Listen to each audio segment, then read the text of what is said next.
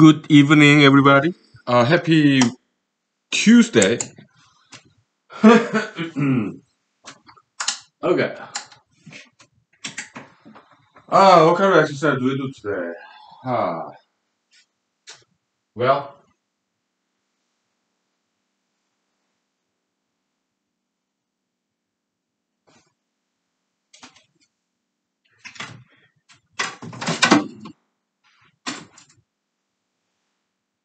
yeah. Yeah. Let's do martial arts instead. Okay. Uh, let's do some weaponry, shall we? All right. So, nothing fancy, just something slow. Uh,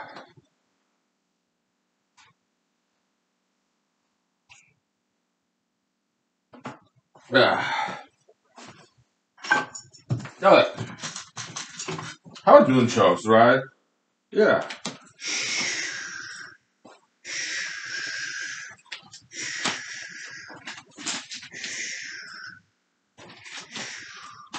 Oh.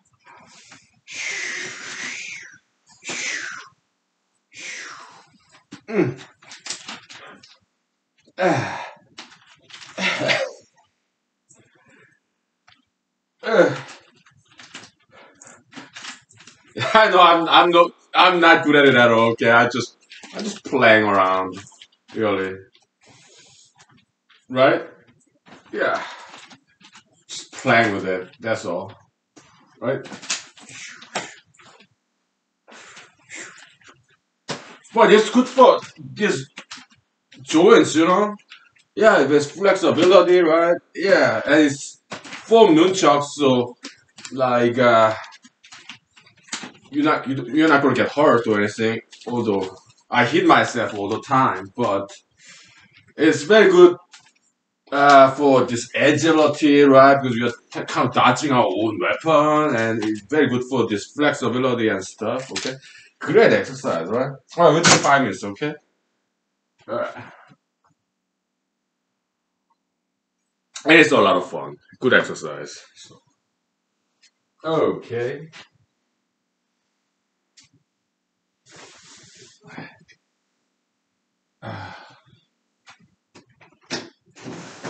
All right.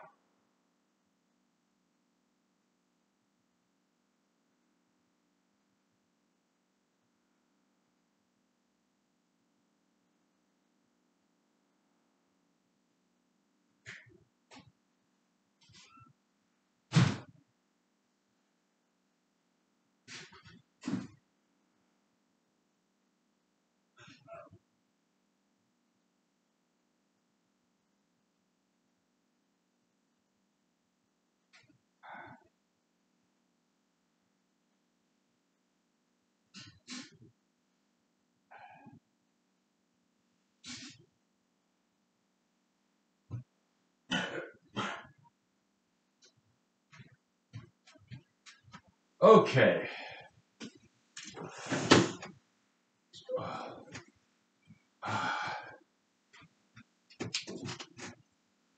So let me.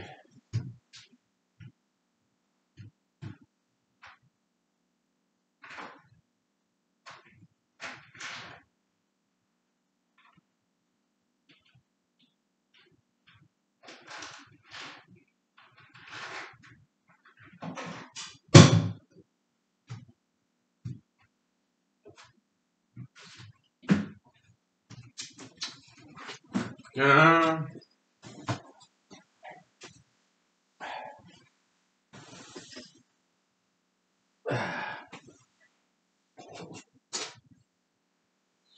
let's see.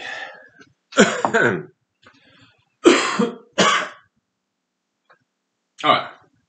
Happy Tuesday, everybody. Hey, is it too bright? I think it's fine. Okay. Yeah. Happy Tuesday, and I got a day off tomorrow, so that's great.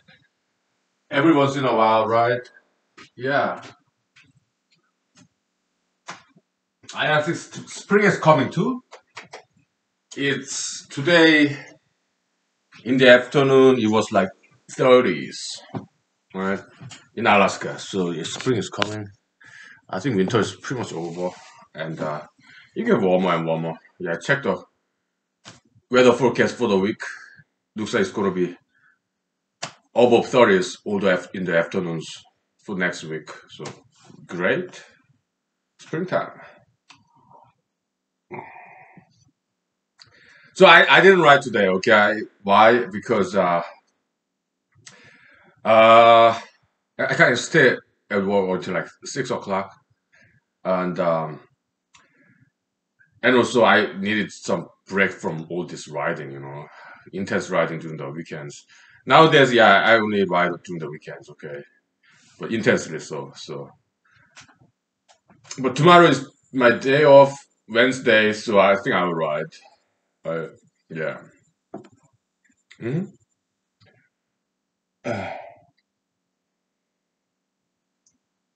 Yeah. So in my spare time, I looked at particle physics. Like there's some good results. Particle physics, like discovery of positron.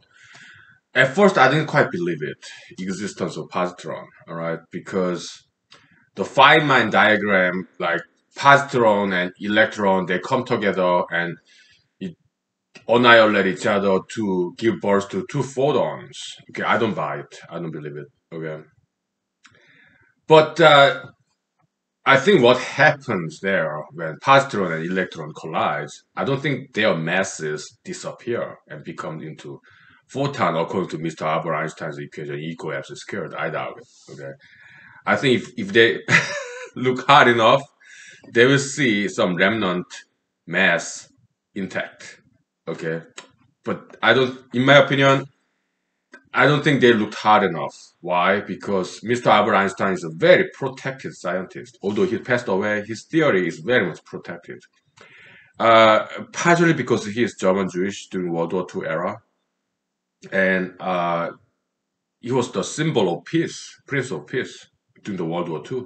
Okay, the victory of peace and symbol of this peace during the World War II, and also, yeah, survival and thrival of German Jews who escaped Germany. Okay, out of sympathy toward German Jews in during the Holocaust, anti-Semitism, Nazism. Okay, so yeah, Albert Einstein's theory is very much protected. Okay, not many people would challenge Einstein's theory. Okay, for that political reason alone. All right, which is very understandable. Okay, yeah, we understand that. Okay. But it's not just Albert Einstein's theory. Nowadays, physics has gone kind of down south, right? A lot of physicists, uh, they have become more like fictionalists, right? Like dark matter, which is doesn't really have to do with Einstein. Okay, but yeah, dark matter, and they talk about, well, black hole. That's Einstein, right? Black hole, and they are seeing things that doesn't exist, and they create things that does not exist. So it's like works of man, but that's not scientist's job. That's science fictionalist's job. Okay, novelists. Yeah, they create something new. Imagine, right? But in particle physics, many times they cross the boundary between science and fiction. Okay, because it's just too small. Subatomic particles. It's just so small. Many times it becomes just purely theoretical and unfalsifiable. Yeah, the Karl Poporian unfalsifiability become unfalsifiable because it's just too small, right? And when it becomes too big, like cosmology, yeah, a lot of science fiction there, pretending they are science, okay? And how about history of the universe, way back in the past? Opposite direction, way toward the future, okay? Those are unknowable, right? It's unfalsifiable, so they're not quite science, they're science fiction, okay? Yeah. But I see so many physicists, including very famous ones, okay, like Feynman. He's talk about, well, positron is electron going back in time, and a lot of physicists take that seriously. Okay, so to me, these mainstream physicists these days, I don't think they're serious about it. I don't think they are serious about their job, their mission, because scientists' job is describe, explain what's already out there. Their job is not to create something new. They can create brand new theory to explain what's already in existence.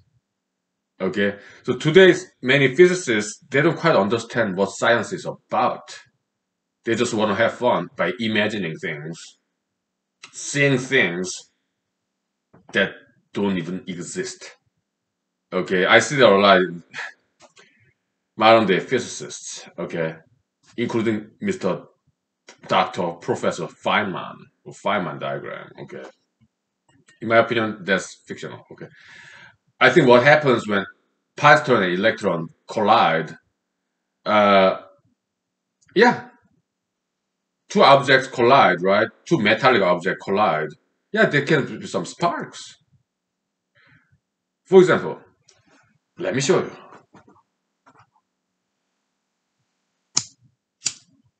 right? Flint. If two hard objects like two metals colliding, yeah, there's spark there, photon. Huh? Yeah, just like that, electron and positron, yeah, they collide, so you have some photon come out of there, light energy. Yeah, so you have this friction, heat energy, right? Or kinetic energy between two objects, right? Turning into heat energy, and sometimes it turns into light energy, sparks, right? Yeah, it's nothing more than that. So there's no need to assume that mass loss, mass disappears. No, no. How about nuclear fission? Is it necessary to assume that E equal mc squared, some small energy mass loss multiplied by c squared, which is a very big number, and become very big energy? Is it necessary to assume that? I don't think so. Okay. We'll talk about nuclear fission after 5 minutes. Okay. Yeah, in my spare time, I study particular physics a little bit, which is very interesting. Yeah, it's interesting.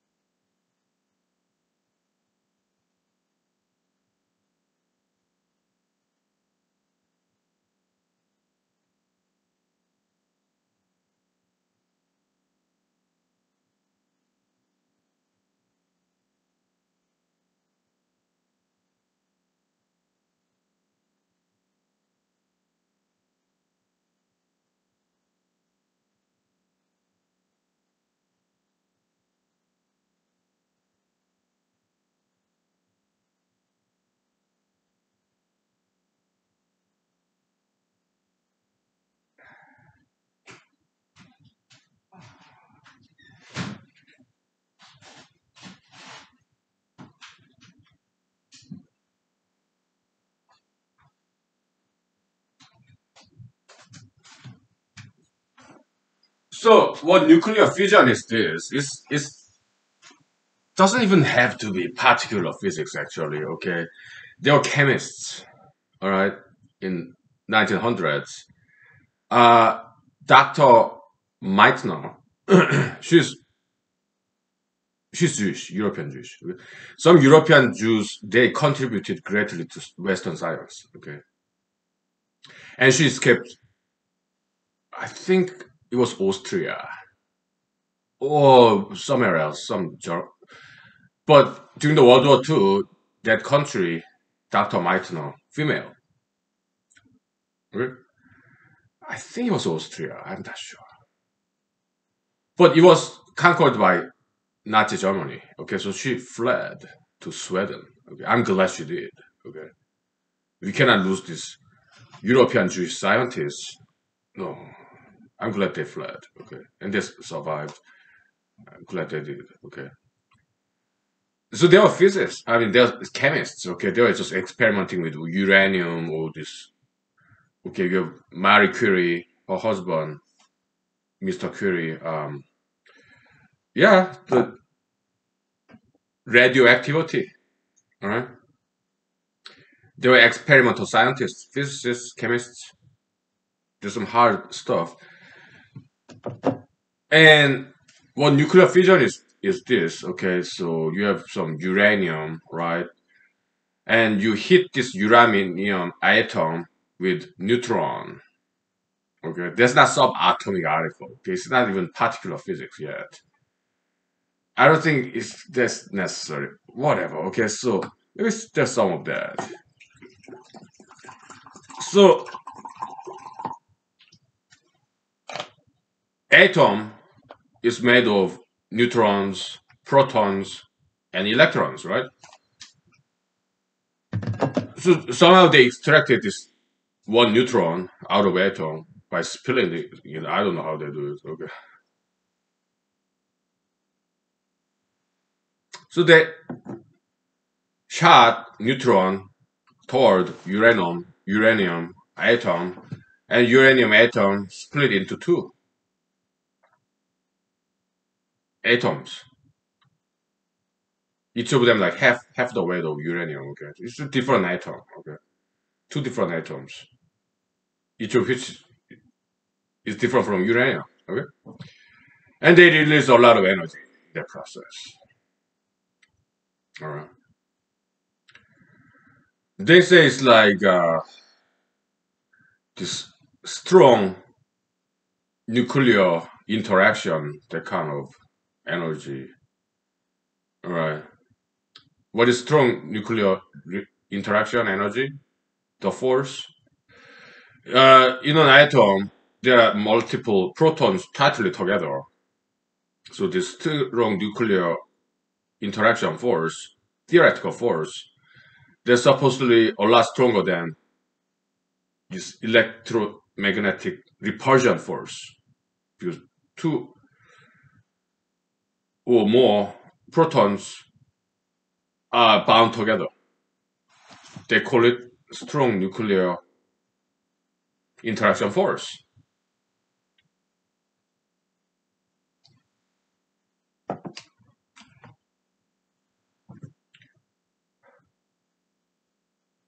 So it's kind of high energy state. Why? Look, if two protons are together and there's this ribbon, zip tie, or rope binding it together, two protons, and you unleash this tie, they're tying these two protons together, what do? Boom, they repulse. Yeah, it's kind of electric energy, right? Electromagnetic energy. Yeah, it could be thought that way, okay? Then, why nuclear bomb or nuclear reactor is so powerful is because of what they call chain reactions, which is, yeah, well, it's misnomer. Chain, that's more like linear, right? But the way they did it in designing a nuclear bomb or nuclear reactor is exponential growth. because when this uranium atom split into two, they release something like two other neutrons in that explosion split fission process. Two neutrons comes out of that. Okay?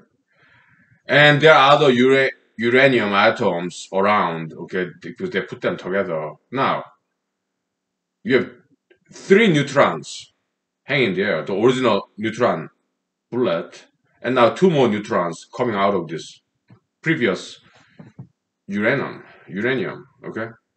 So, chain reaction, like multiply by two, multiply by two, multiply by two, it happens very fast.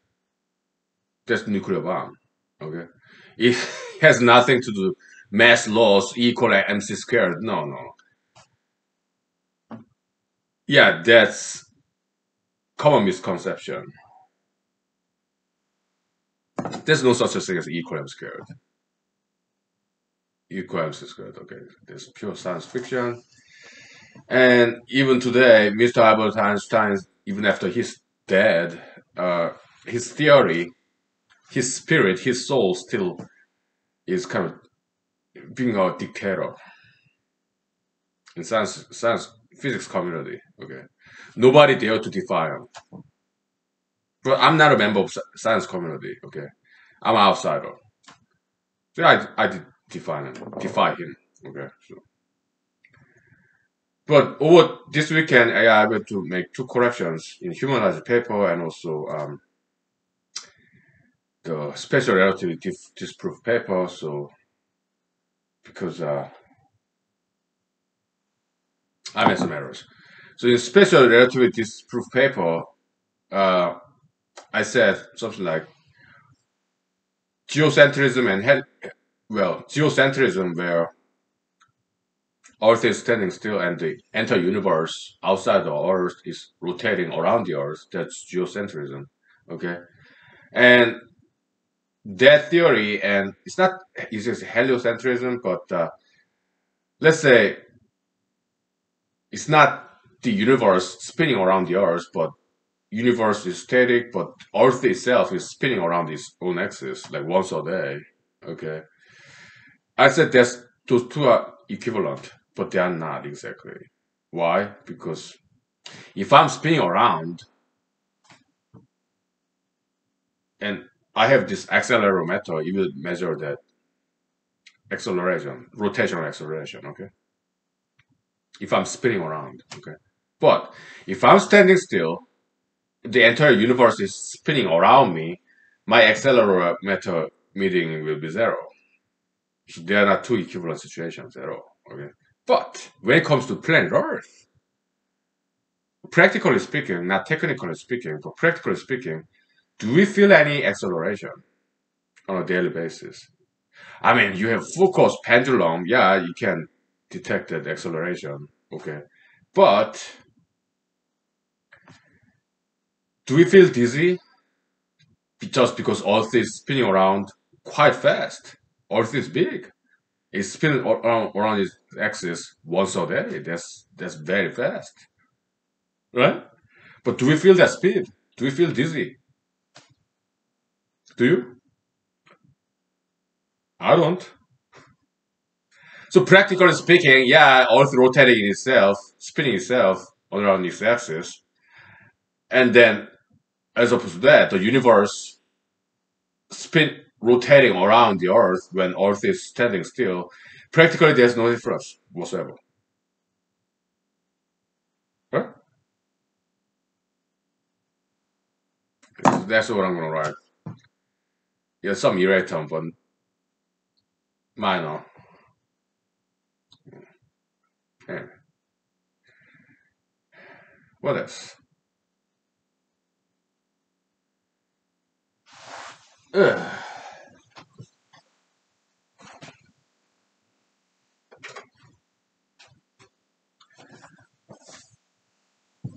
Oh yeah. So a couple of nights ago, I watched this movie Giant. Okay, I really enjoyed it. Okay, so I looked up in the Wikipedia in my spare time. Yeah, to learn more about this movie and people involved. Okay, and Mr. Rock Hudson. Yeah, I looked at his biography, and also James Dean, Elizabeth Taylor. Okay, I looked at their biography. Okay, and Mr. Rock Hudson used to be LGBT community member, and later on he got AIDS and passed away in his 59 age. He passed away at the age of 59 because he got AIDS. He was an LGBT community member. I did not know that. Okay. And some old Hollywood movie stars are like that. Okay, are like what's that TV show filmed in black and white? Um, Perry Mason. Eh? The actor, a very handsome, masculine-looking gentleman. He also was LGBT community member. Mr. Rock Hudson, very masculine. Okay, nobody would guess they were LGBT community members. Okay, but they were. Okay, yeah, yeah. So what was my reaction? Well, their ideologies, right? Yeah. So I mean, I smoke cigarettes. I drink alcohol. Some people say those are really vices. Maybe they are. Yeah, maybe they are. But I do it anyway. Okay?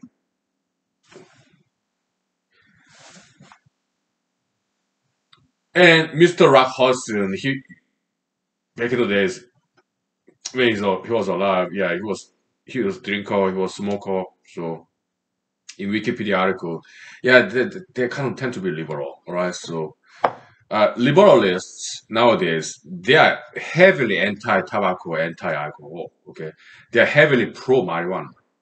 So that's modern liberalism. Even today, even Republicans, uh, they're okay with marijuana.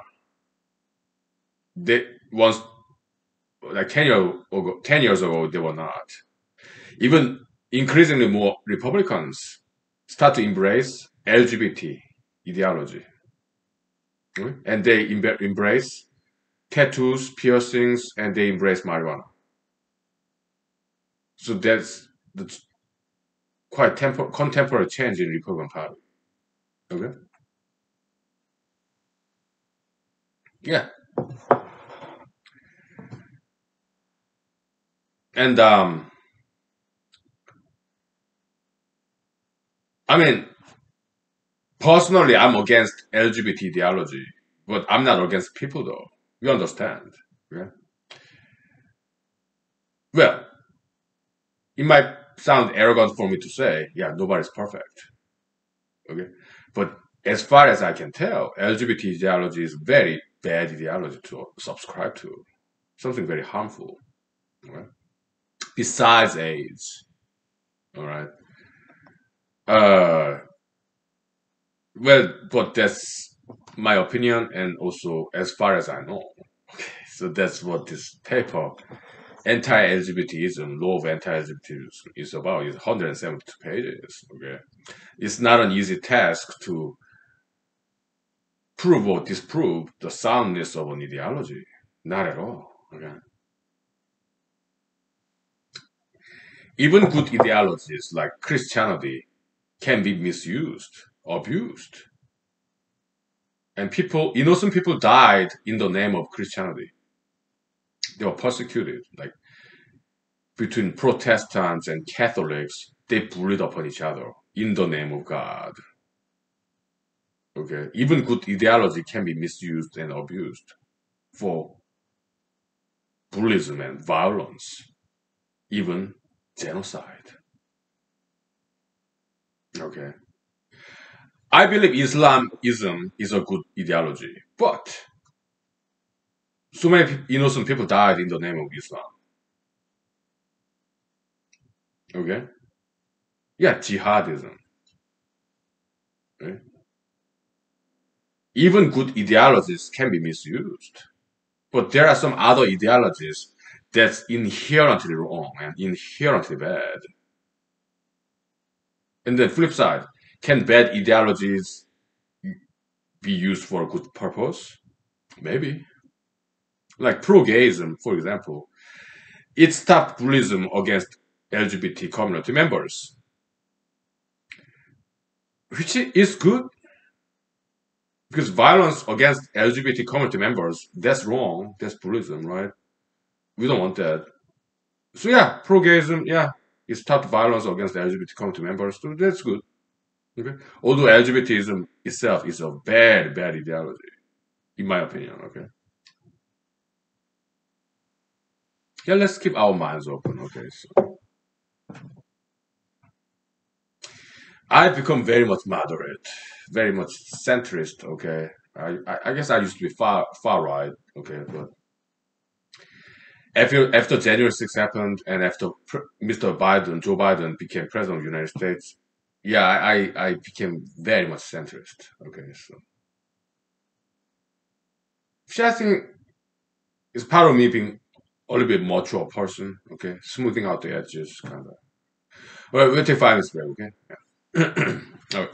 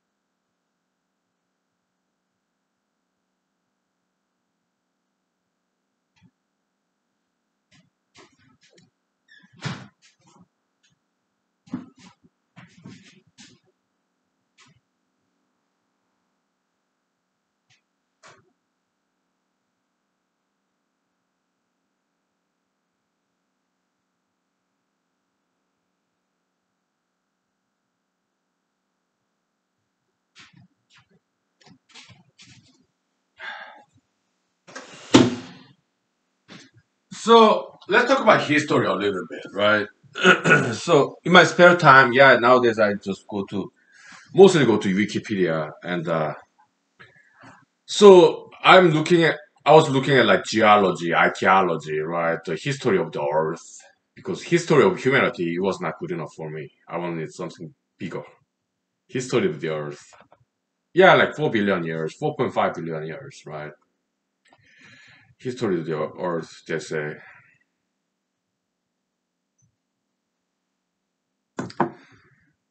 And fossils.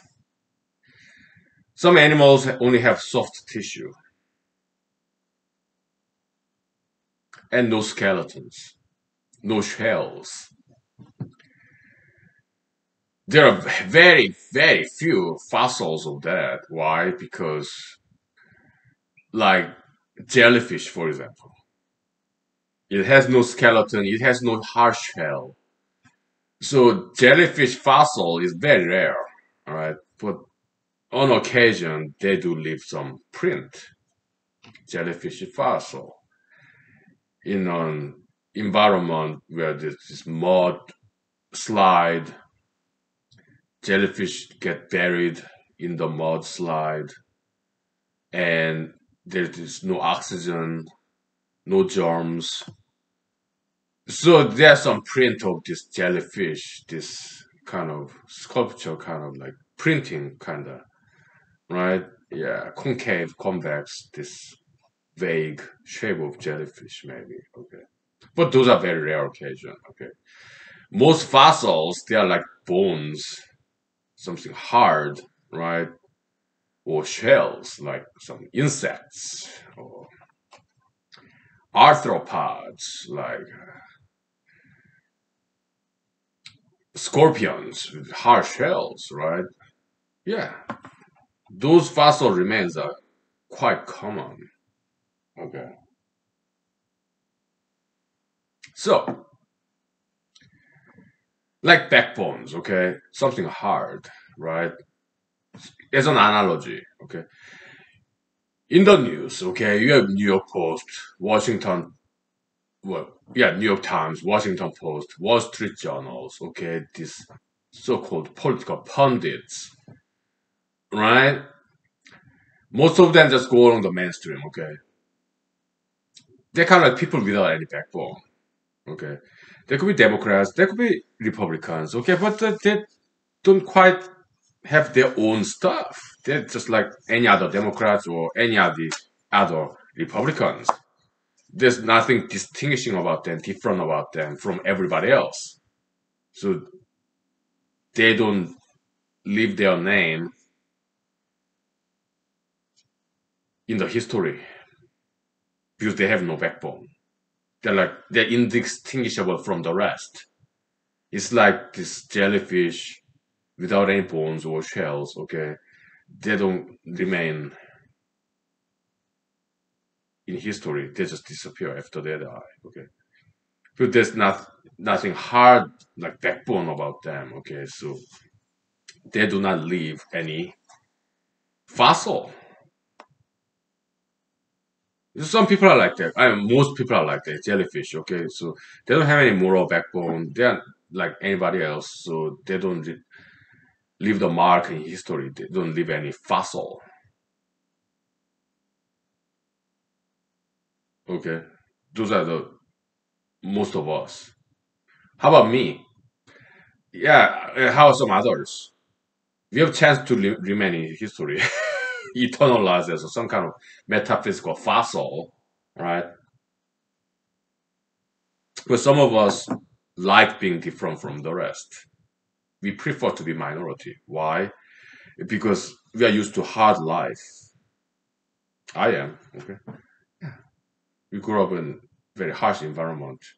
Some of us were bullied when we were children. Okay, or teenagers. We went through some difficult hardships. Or some of us had very disciplinary, doctrinaire kind of parents, and they made sure, or bosses, teachers, professors. Okay, they made sure we work. So we are used to a hard life. That's our training, our discipline as we grow up. Okay. Yeah. So we are used to struggle. And if you are a minority, your life is more difficult than people who follow the mainstream and become majoritarian. Minoritarian, we are like moral elites. We like being different. Why? Because being different, being a minority, make our life more difficult than being a majoritarian. And that's the kind of lifestyle that we are accustomed to. Hard life, right? Yeah. I'm just one of them. Mhm. Yeah. Yeah, so handful of us have a good chance of being eternal in the human history, metaphysical fossil, okay. Yeah. Some nice analysis there. Right?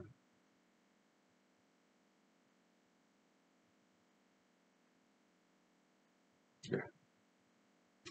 So I'm more into eternal fame, like Mozart, Bach, Jesus, Confucius. I think that's more meaningful to me, at least. Okay, as opposed to contemporary fame. Some people had both. Mozart, Bach, Jesus, at least Buddha, Confucius, at least they were local celebrities. They were famous during their lifetime. And they become more famous internationally after they died. Okay? Some people were not famous during their lifetime. They become famous only after they are dead. We talk about Mendel, Abel, Galois, Spinoza. Some people are like that.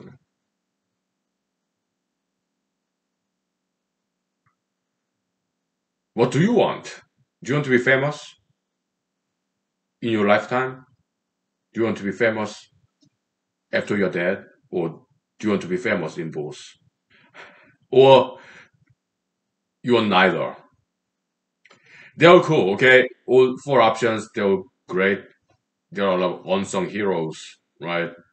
People who taught me good things, okay? Maybe some of them will leave marks in history. I hope they do, if it's what they want, okay? But unsung heroes, yeah, I'm just collector of wisdom, okay? If I ever leave my name in the human history, it will not be about me because I'm just mail delivery service worker, pizza delivery personnel, okay? Just collector of wisdom, and I add my own stuff too. In the humanity series, all these papers I'm writing, yeah. No, it's not about me, It's about you or people in this era. Okay, I think it's great generation. Okay, it's good generation. I learned a lot from this generation. No generation perfect. Okay, so let's take 5 minutes. Okay, yeah, it's a good generation. Okay.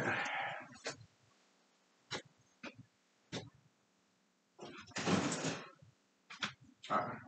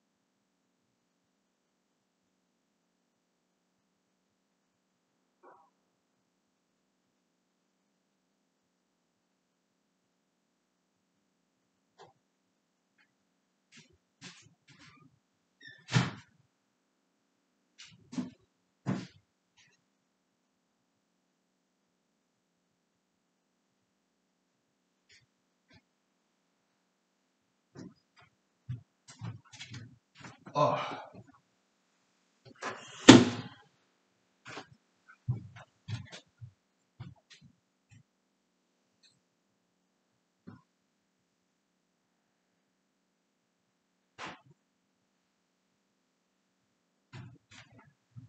Okay, so uh, let's talk about humanology a little bit. Okay, so micro humanology, there's an overlap with psychology, but not exactly. Okay, because we take vastly different approach from psychology. Okay, and we also want to maintain independence from psychology too.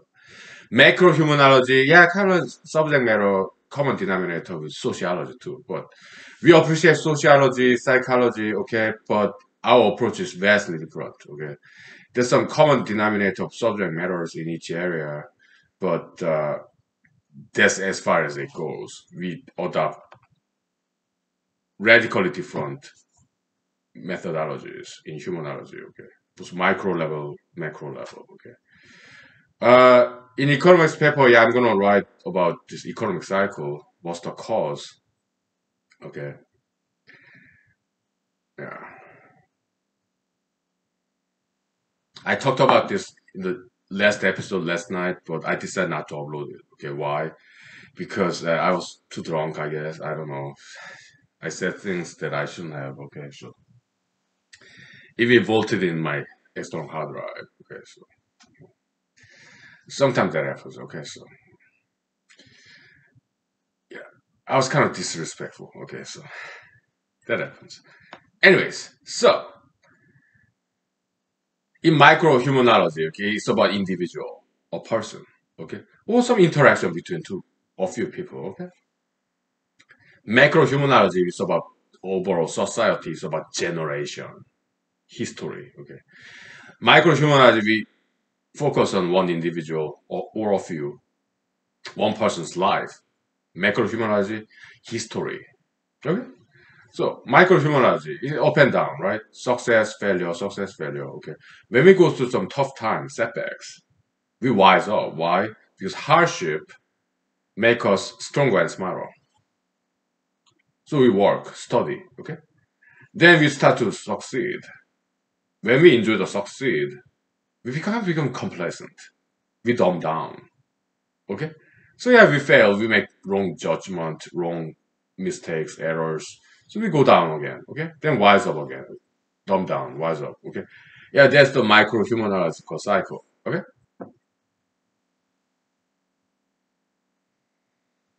Macro humanological cycle. Yeah, one generation, hardworking, diligent, because they went through very difficult times. So they wise up. All this technological innovation, literature, arts, boom. Okay. Like Cambrian explosion back in 500 million years ago. Okay. Okay. Boom and then bust. The next generation, yeah, inherit this material wealth from past parental generation. Okay, so their life is so easy, so they become dumb and weak. They make wrong decisions like making wars, intolerance, right? Make wars because they are intolerant and weak. They impatient. They cannot handle the difference between nations and people, races. Okay, so yeah, they go down. Okay, then their next generation, yeah, they grew up in this harsh environment like World War One, Two, Vietnam War, Korean War, imperialist colonization, and Great Depression. Okay, so they grew up in this harsh environment, hardships. Okay, so they wise up, they become stronger and smarter generation. Okay, and they work hard, get disciplined, they study hard. So yeah, then boom again, and then bust. That's the generation of macro humanological cycle. Okay.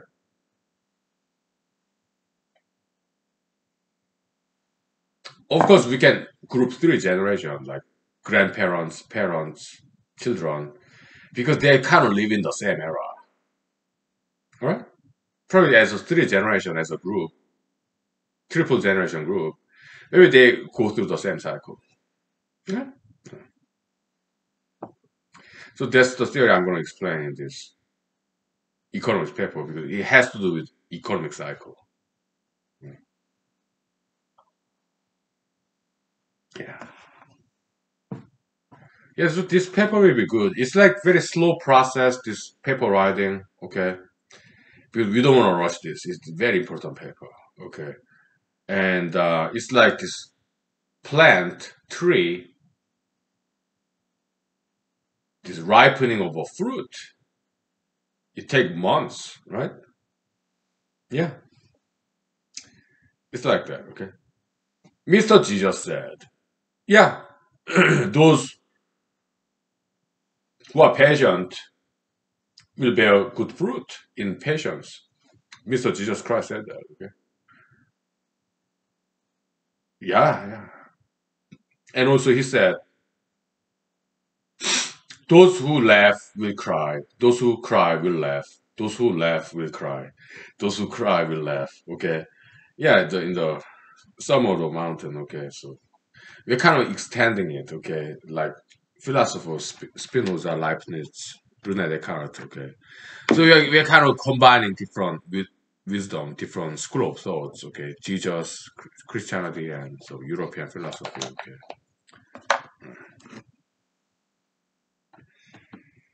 Also, adding our own stuff too. Why did I put? What a mistake! I'm not supposed to put whiskey in. Hey, mistakes happen.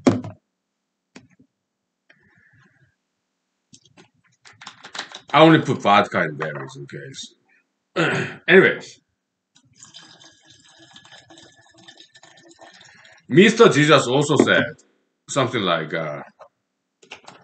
other people said, criticized him, like Pharisees, Sadducees, right? They criticized Mr. Jesus' disciples. Hey, Mr. Jesus, Pharisees, Sadducees, we study very hard nowadays, but look at your disciples, they're partying, they're drinking, eating. When we Pharisees, Sadducees are studying. So what's wrong with your disciples? Hmm? They're not studying, they're not working, they're partying, drinking and eating. Mr. Jesus' answer is that, well, yeah, they are with this bridegroom, me, Jesus, okay? But after bridegroom is dead, bad time will come. Then they will pray, they will study, they will work, okay? Okay. And they will wise up. Yeah, so yeah, there's some common denominator there with the humanological cycle theory, okay? So yeah, enjoying life is not a bad thing, okay? Yeah.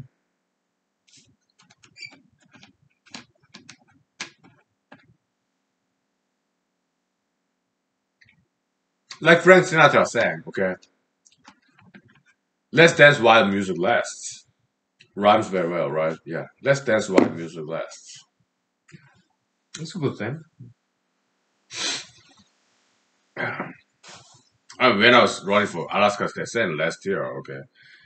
Yeah, it was hard work, but at the same time it was fun, okay. Singing and dancing in front of public, right? Yeah. But I wasn't quite studying. Well, I kind of was because going to these political meetings is educational experience because 90% of the time, 99% of the time, I'm listening what other speakers has to say, right? Yeah, education. Through my political campaigning, 99% of the time, I listen to people, voters, great educational experience. Yeah. Alaskans are very smart people, and they're very nice too. 99% of the time, and 99% of people. Okay, yeah. So I learned a lot from them. Yeah,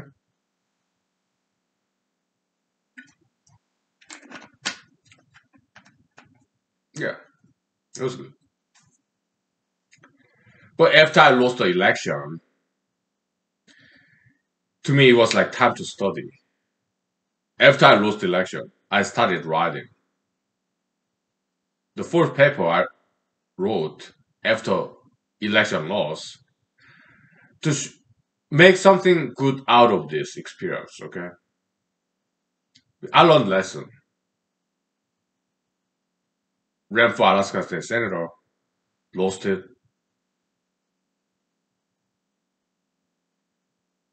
Let's make something good out of this experience.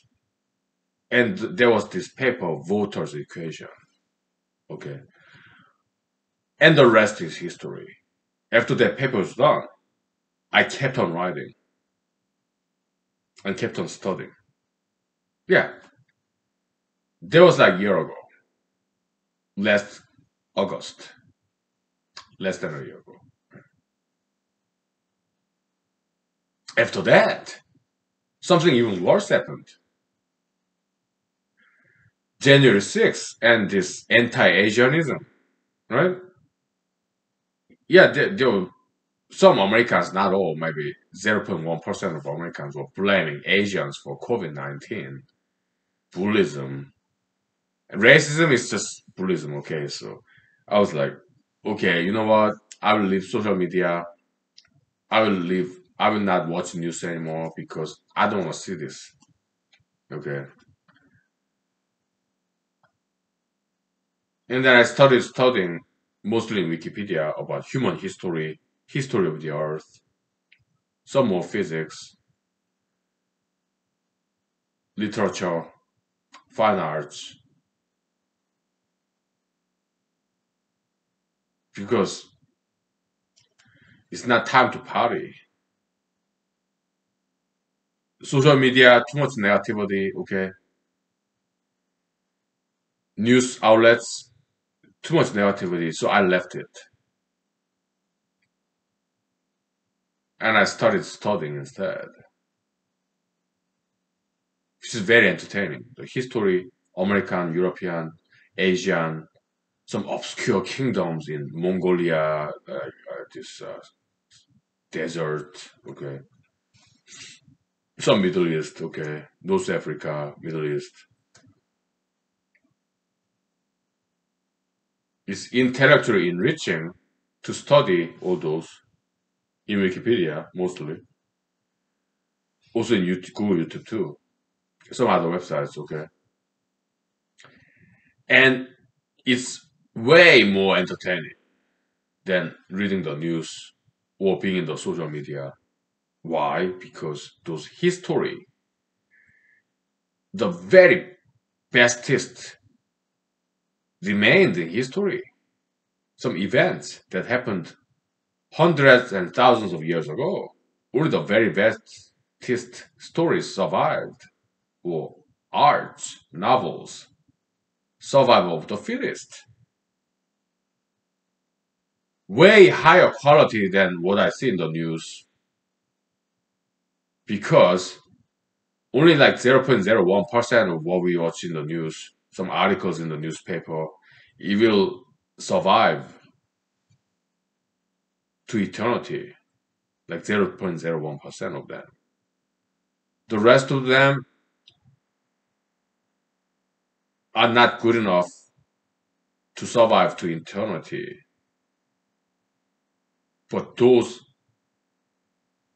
articles, novels, ideas, literatures, music, novels, fine arts, that was made hundreds of years ago, thousands of years ago, that are still surviving today.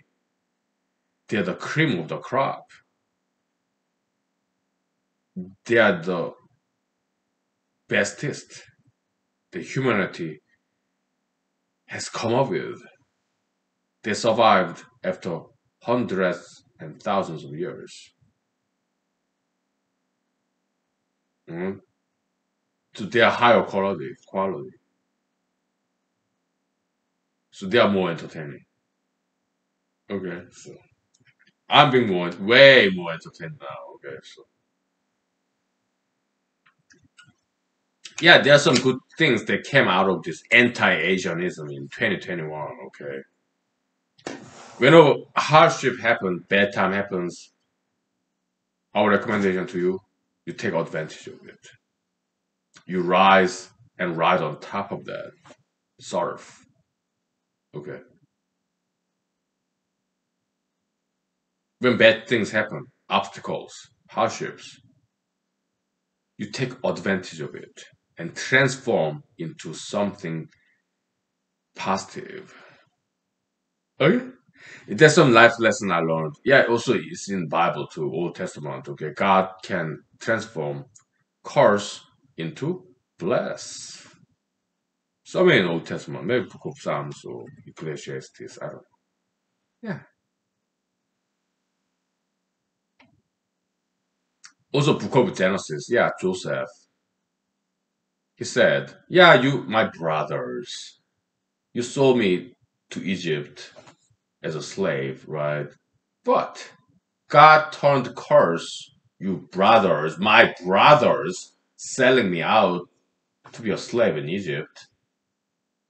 But God turned this curse into bless because I became secretary of state in Egypt. Okay? So I will invite you in from Israel to Egypt because famine going on, drought, okay? So that you spare your lives, man, okay? So yeah, God turned curse, your curse upon me. God turned that into bless so that I save your lives, okay?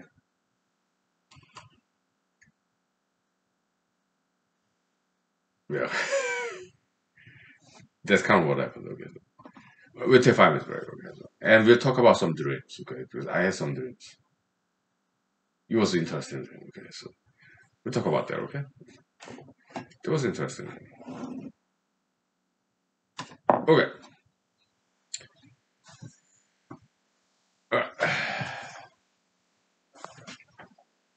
Oh, getting warm.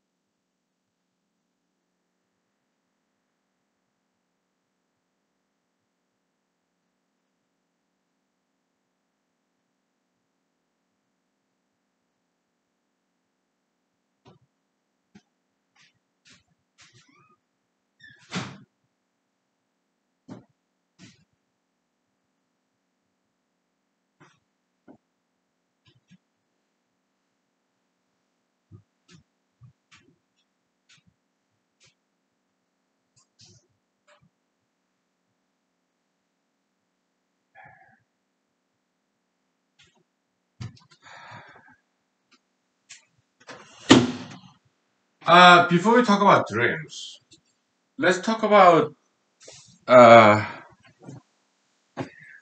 certainty of knowledge, the degree of certainty of knowledge. Okay, so it's like this. Okay, time is like, yeah, Mr. Albert Einstein, he popularized this idea, time space, time being fourth axis, but that was not originally his idea. It was Minsky or something. But he popularized that idea. That's great contribution. Okay, so yeah, time is fourth axis, you x, y, z, and then fourth axis, fourth dimensional. That's time. Okay, it kind of behaves like special axis, but not the same. Okay, because time only has one direction. In x-axis, special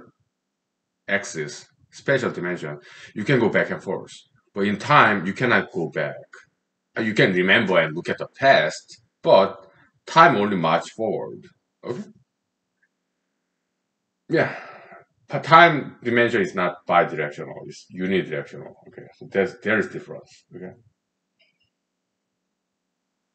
So certainty of knowledge, okay. Well, first easy thing, special dimension, okay. Proximity, that's easier to know. But some remote parts of the country or world, far away from this town or this continent, the physical spatial demand, the distance, there's some information loss. It's like this information theory in electronics. Okay, you've long electric cable, telephone line. Okay, as distance elongates, there's more and more noise, more information loss along the telephone line. Okay, between humans. Okay, words of mouth, right? Lost in translation. Okay, I heard something, but I don't exactly remember. I forgot part of it. Okay, so that's information loss in this human information chain of communication line, words of mouth. Okay, information get lost. Some of them input their own ideas. Okay, so as this idea spread from mouth to mouth, ear to mouth, ear to mouth. Okay, yeah, it changes because people forget. Right? Yeah, memory is never perfect. Okay, and they add on their own stuff in this story. Okay, so there's the information loss as more people in line transmit this one piece of data. Okay, yeah. Okay, so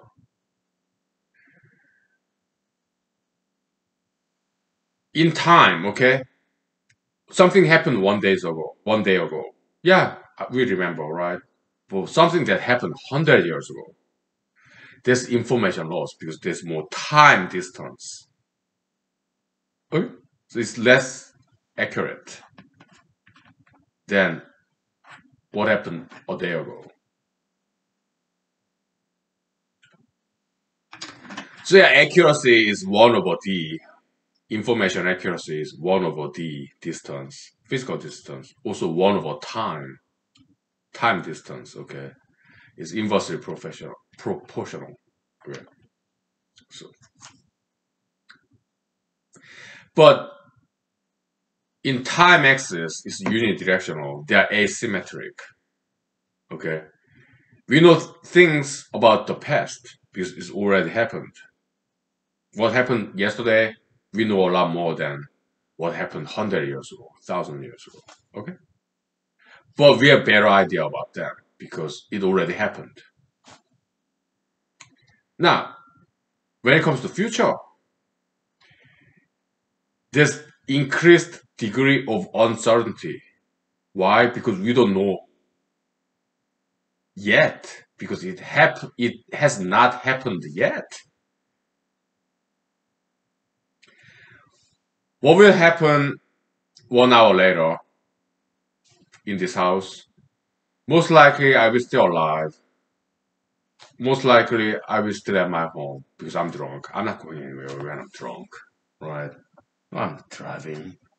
Most likely I'll be in this house. Most likely I'll be at home. Most likely I'll be alive. But 10 years later, would I be alive? Would I be in this house exactly 10 years later?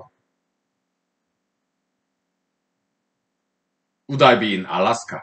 Would I be in America 10 years later from today, at this moment? From this moment, okay? That's anybody's guess, okay? See what I'm saying? Okay.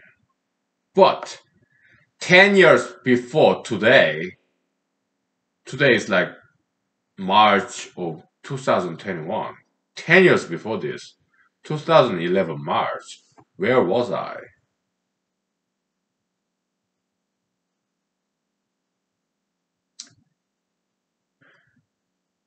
I think I was in Fort Hood, Texas, as a junior enlisted soldier, specialist E4 in U.S. Army as an electrician helicopters. Okay? Yes, helicopter electrician. Okay? I think I was in Fort Hood, Texas, 2011 March.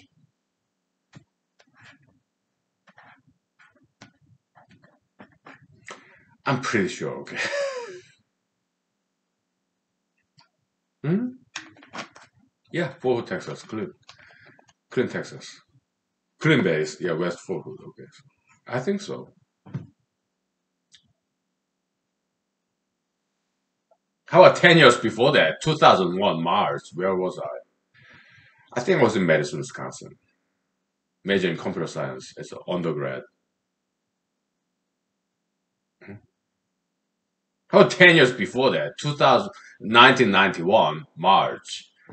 I think I was in South Korea as a seventh grade, fourth year in middle school in South Korea. Okay, all boys school. I think I was there. 10 years before that, 1981. I was 3 years old baby, so I bet I was in South Korea, unless my parents took me, travel. Right. 10 years before that, 1971, I was not born yet. I was born in 1978. So 1971, I was not even born yet. So I was born in 1978, right? What year were my parents married?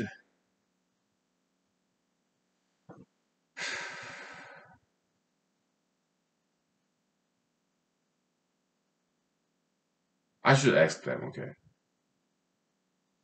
Maybe 1972, maybe. Okay. So 1971, maybe my parents were engaged. Well, or maybe they were dating. They were like college students, right?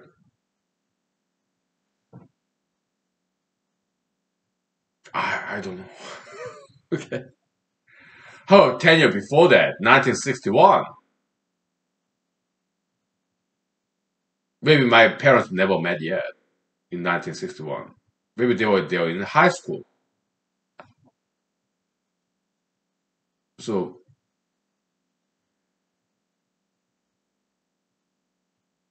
in 10 years before that, 1951.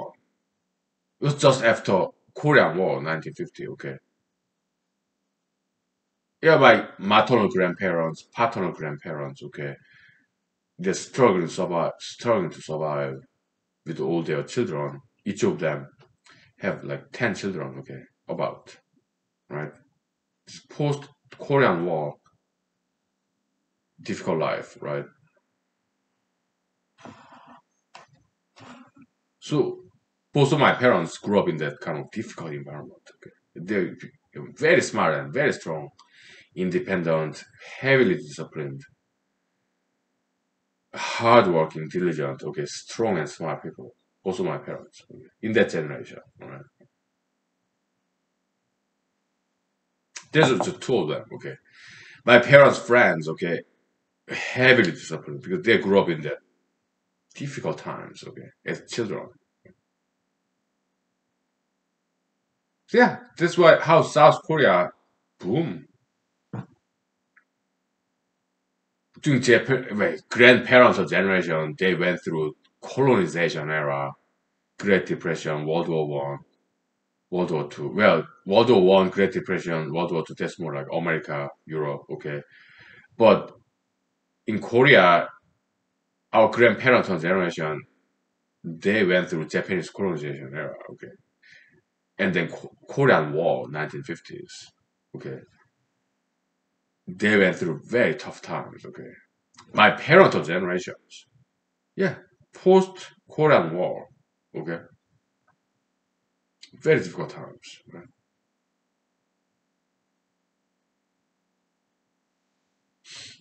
So my grandparental generation, my parental generation, they both of them, those two generations, went through very difficult times, heavily disciplined, and they become very smart and very strong. Right? Yeah.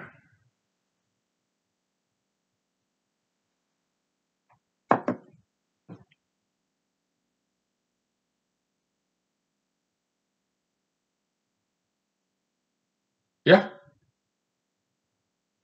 And I inherited that discipline. It's not that my parents, yeah, they're very smart people, but in this brand of humanology, we don't believe in this IQ, this higher quality, genetic level genes, brain. We don't subscribe to that IQ, inherited IQ. What we subscribe to is inheritance of parental, grandparental discipline. We more subscribe to nurture part, not nature part. IQ test, gene, brain, no, no. It's about diligence, discipline, inheritance of this metaphysical asset of discipline, diligence. That's it's like nurture, okay? Parental environment, That's what we emphasize. Yeah. My brain wasn't that good. Okay. When I was in elementary school, back in 1980s, I struggled with mathematics, right? When I was in first and second grade in elementary school in Seoul, South Korea,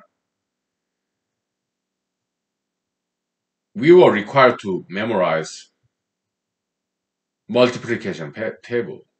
Like 1 times 1 is 1, 1 times 2. Well, it starts with 2, right? 2 times 1 is 2, 2 times 2 is 4, 2 times 3 is 6, all the way to 9 times 9 is 81, right? Multiplication table.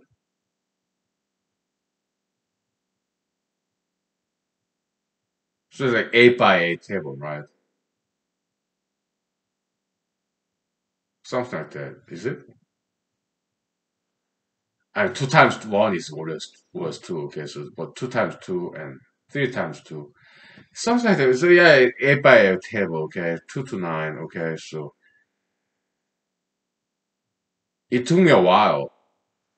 The speed wise, how long did it take? How many months? I was right in the middle of our average, right? Half of my colleagues, first grade, second grade in Seoul, South Korea back in 1980s, they memorized this multiplication before I did. The other half later than I did. I was in the middle. I was the average student when I was in elementary school, right? When I went to middle school, I struggled with mathematics, okay?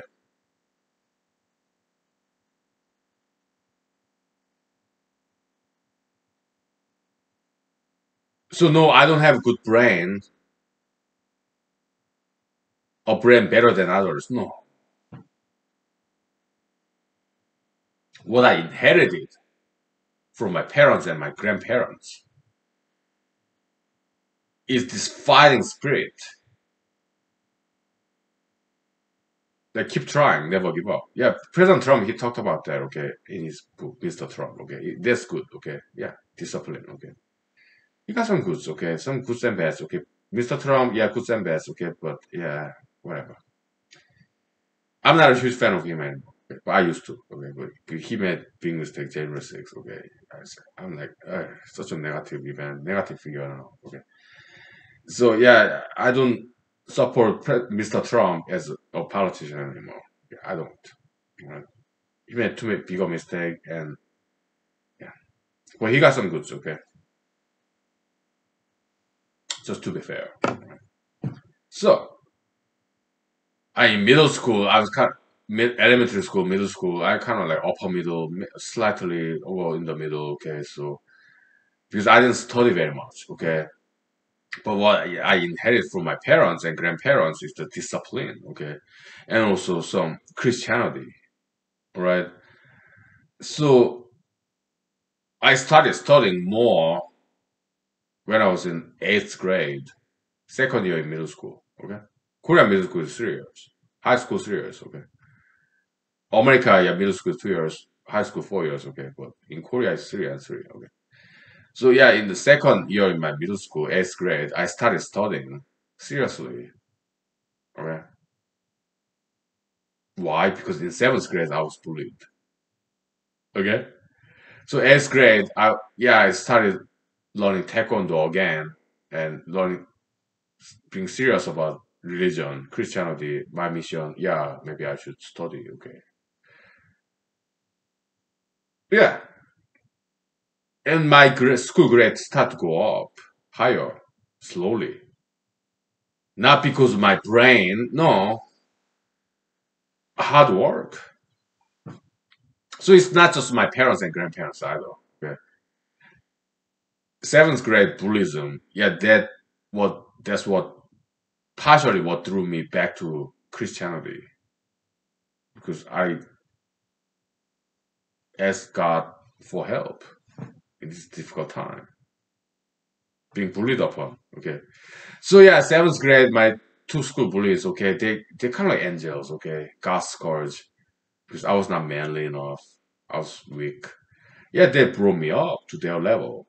so that I become a man, strong man. Okay, so I'm glad it happened that way. Buddhism, seventh grade. Okay, yeah. Things happen for good reason. That's kind of Christian attitude, right? Yeah. Divine God, teleology, right? Yeah. So I became stronger, smarter, and more diligent.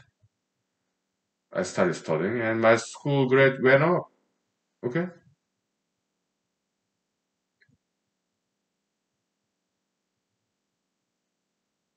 Yeah. So I think it was Solomon, in book of Proverbs in Old Testament Bible. Right? Yeah, Mr. Solomon, King Solomon said something like, God disciplines people who he loves. God disciplines people that he loves. Okay? I guess I was one of those lucky ones. Okay? So at the time, it felt like curse because not everyone was bullied in that middle school. When I was in seventh grade, like 13 years old, right? I was one of the few people who got bullied upon.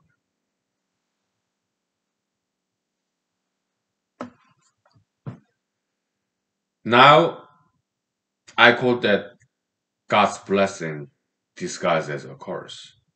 Again, President Trump, he said something like that, okay? So when he got COVID-19, okay, yeah, he got some smiles, okay? But January 6th, there was absolutely absurd and very foolish. Okay, President Trump, what he did in January 6th, before and after and during, that was very foolish and that was very dumb. Okay, it was like senile dementia case, mental disease, mental case. Okay, so I don't know anymore. I do not support Mr. Trump as a politician. Okay, I do not because he proved himself to be very bad in politics. He did some good with North Korea diplomatic relation, with Russia, with Saudi Arabia. That was good. Okay, but anything else, he failed. Everything he did got reversed in Joe Biden's administration. Right?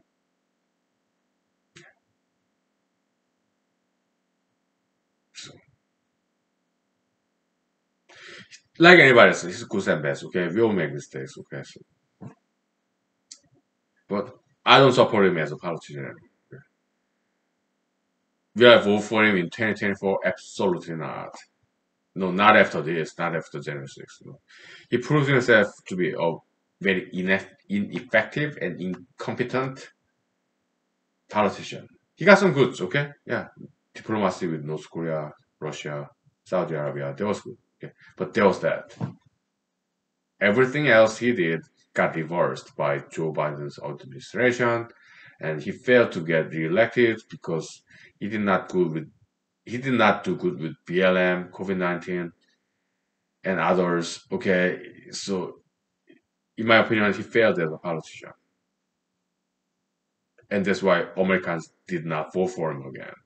I didn't vote for him the second time, right? This election result, I think it was fair and square. He was voted out, in my opinion. Okay, so,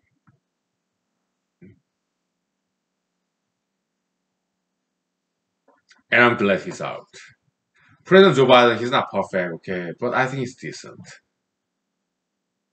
All right. Is it better than President Trump? We shall see. We don't know yet. All right.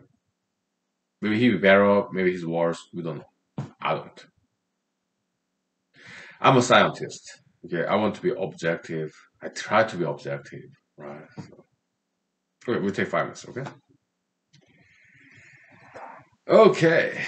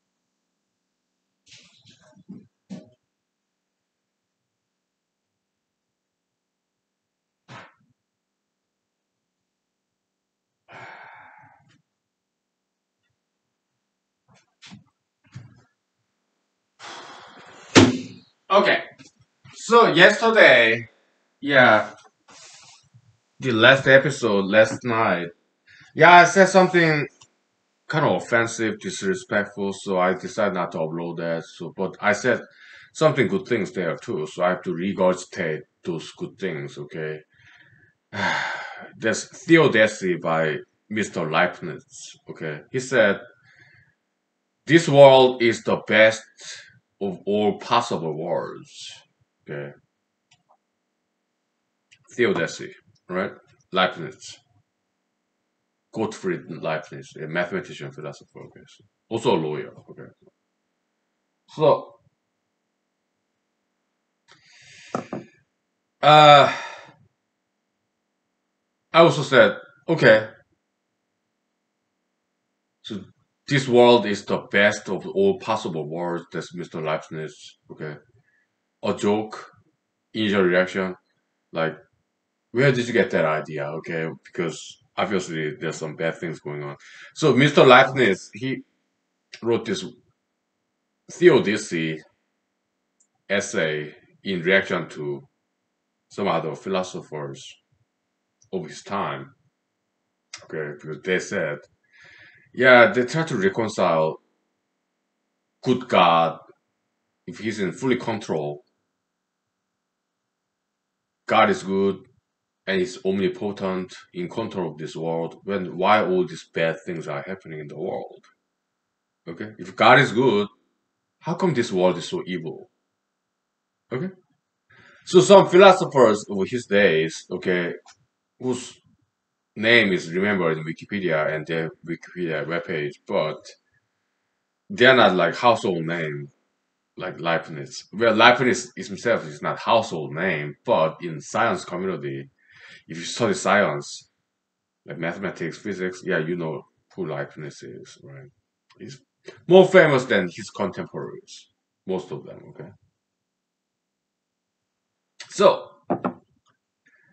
yeah, some philosophers in his time, like 1700s in Europe, okay, they concluded that God is not good. God is no good. Okay, that's why all the bad things are happening in the world. Okay, but Mr. Leibniz, he's like defense lawyer of God. He was devout Christian, I guess. Yeah, but this greater good. Okay, so greater good, right? So maybe bad things are happening for the greater good. Okay, so that was his conclusion. Theodicy. Okay, theodicy is like basically his theme is this world is the best world, perfect world among all alternative universes, all possible worlds. Okay, that's what he was saying. Okay, okay,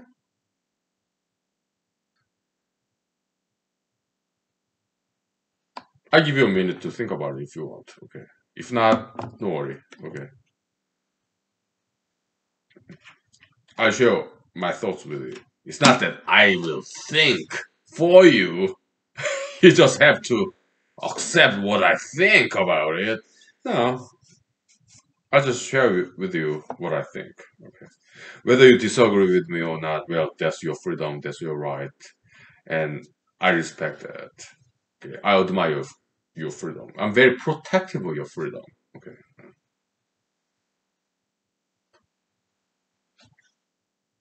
yeah. If you want to think about it, okay, I give you 1 minute. Okay, so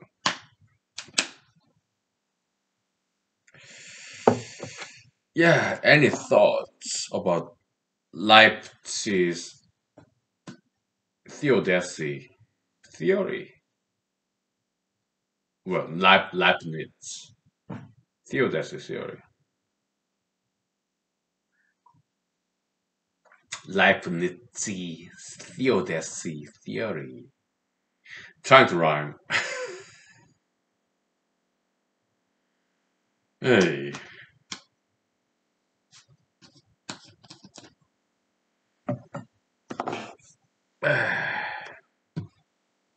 We'll talk about dreams later, okay? It's not that important. Although it was very impressive dream, right? What are four recurrent nightmares of mine? Tornado, tsunami, dirty bathroom, and final exam, right? But I love those nightmares because they're spectacular, very humorous, comedic. I love nightmares, okay? They're spectacular, comedic, humorous, hilarious, alright? Anyway, we'll talk about that later, okay? Uh, this was one more topic I wanted to talk about. It just occurred to my mind.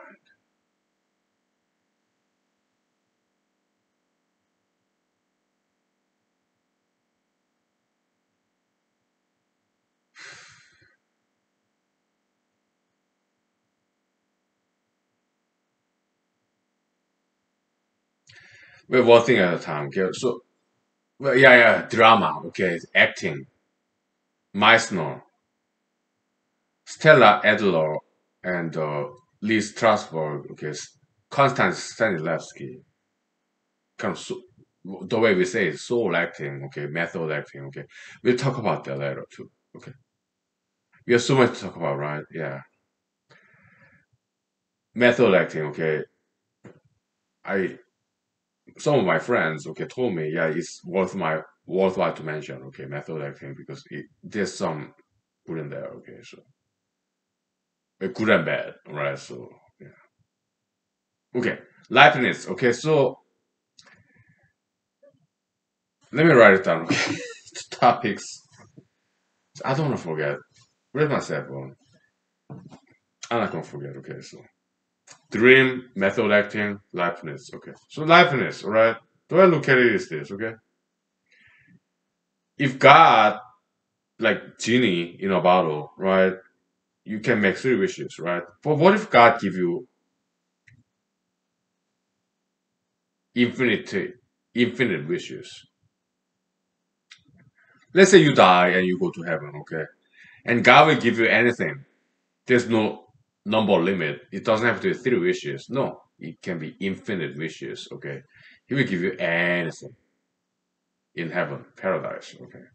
What will it be? Huh? Do you think your version of posthumous afterlife paradise in heaven, do you think that world will be different from this world or will it be the same? If it's the same, well, you are blessed. Obviously, you're a very happy person. Because some my fellow Christians said that, okay. They were very, very refreshing, okay.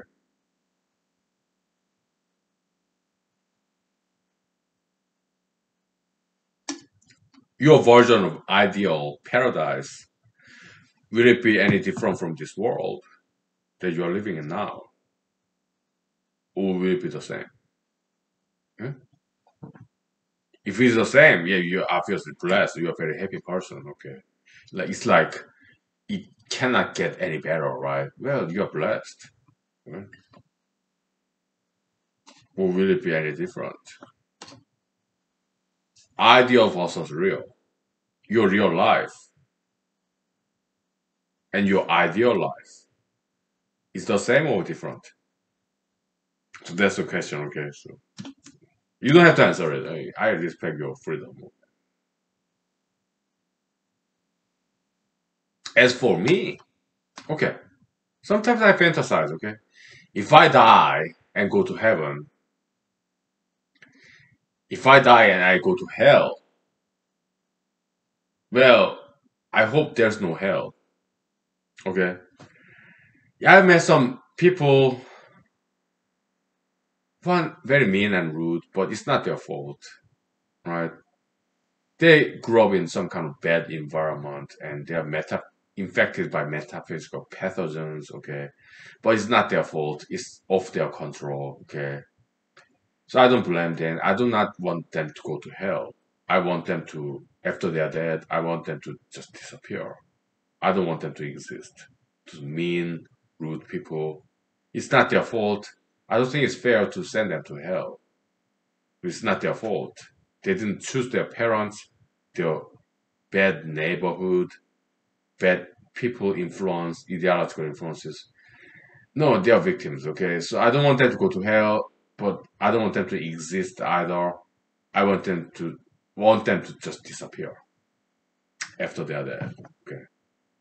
So I don't like this idea of hell. Right? I want them to just disappear. Zero out after they are dead. Their natural death, right? But do I want to go to hell? No. Do I want to go to heaven? Yes. Or do I just want to disappear? No. I'd rather go to heaven. Okay. Hypothetically, we are writing, creative writing style, okay? Let's say God give me two choices. Physical heaven and metaphysical heaven. Right? Physical heaven. Let's say I can eat all I want and I never become obese. I never get heart attack. I never get diabetes. I can eat all I want. All the wonderful food in the world. And at the same time,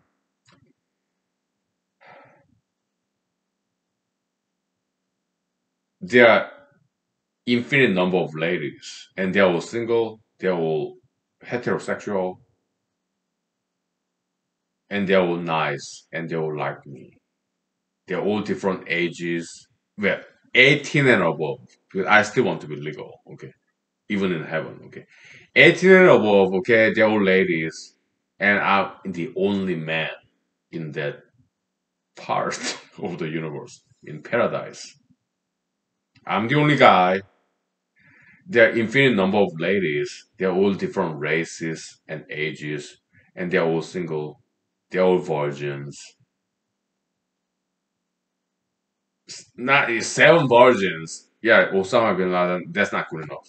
That's not gonna work for me.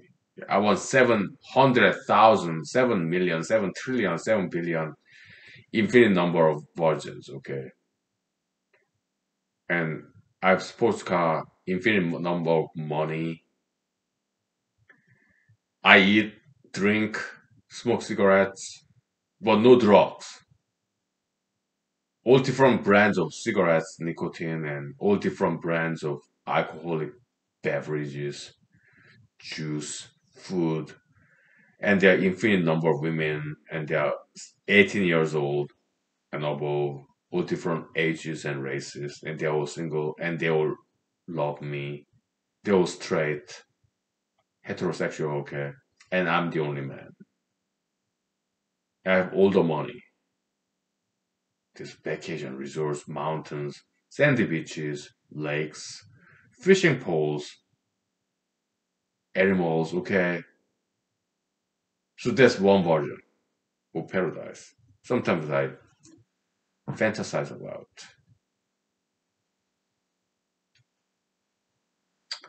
Second version of paradise. There are infinite number of books, but nothing else. So infinite number of books is a library. It's kind of dream sequence, okay? Yeah, I'm fantasizing. Okay? Yeah, second version of my heaven is that paradise, posthumous afterlife, okay? The infinite number of books and videotapes, there's just library, and there are no human beings. It's just me. Food, meager food, I mean, good food, but nothing fancy, just to have my calorie. Yeah, vegetables, fruits, rice, tofu, lean meat. But this is library. There are infinite number of books in all different languages, some grammar books, vocabulary books to learn the languages. And all the books, videotapes, archives,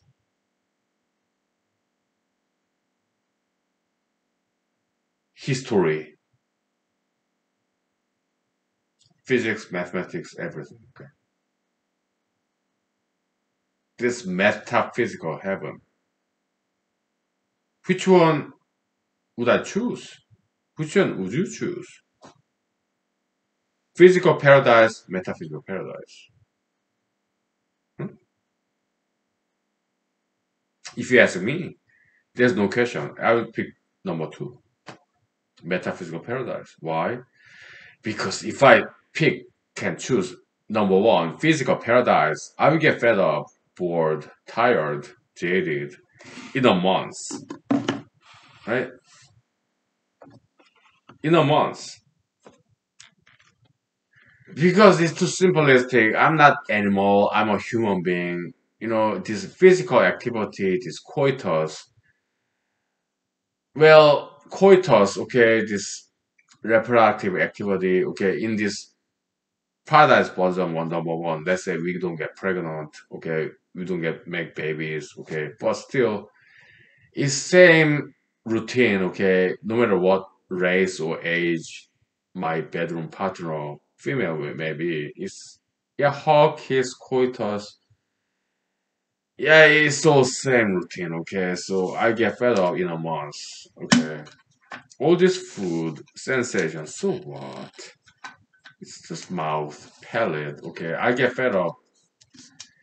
Yeah, traveling beaches and lakes, mountains. Okay, after a while, I get fed up with traveling anyway, right? This physical sensation, right? Yeah, it's not gonna last very long because it's too physical. Okay, it gets boring after a while. I'm not an animal. Well, I'm an animal, but also human being. I want to be more metaphysical than physical, okay? So yeah, it will be very boring, okay, after a month, right? But metaphysical universe, number two, right? Library. Yeah, I kind of got this cue, okay, from this Twilight Zone episode series, the time enough at last, right? Time enough at last, right? Twilight Zone series, okay. Time enough at last. That's the title of that episode. Yeah, if I have this library, videotape player, TV screen, okay, I get to see all these documentaries, movies, I read books. There's nobody else. There's no people. Just pure knowledge of the past, if not the future. Right? Maybe there's this empty notebooks and pencils so that I can write about things for the future. Okay, but yeah, it's library, books, cassette tapes, videotapes, all different languages. Okay, I would prefer that. So is that my ideal version of paradise any different from my real life? Ideal versus real. Is there any different? No, no. But that's what I do in my spare time. Yeah, I go to work Monday to Friday. I go to Walmart Saturday night or evening. After that, I go to Wikipedia, Google, YouTube, and other websites. Nowadays, knowledge is free as long as you can pay the internet bill. Okay, yeah. Handheld cell phone, internet, okay. Knowledge is free, okay. After internet bill, okay. So yeah. So I go to work Monday to Friday. I pay my bills. After that, yeah, just that. Okay. Paradise. Knowledge. I don't meet anybody else. I'm single. Okay? I communicate with my friends. Some of them males, females, some of them married, unmarried, okay. Doesn't matter, okay. Yeah, my friends, okay. I need that, okay. But most of the time when I'm in my spare time, yeah, knowledge. video footage or some writings, reading, or teaching here in the papers I'm writing. Okay, yeah, not that different from this ideal and real. Okay, so yeah, I have no complaint. Yeah, life is good. Okay, so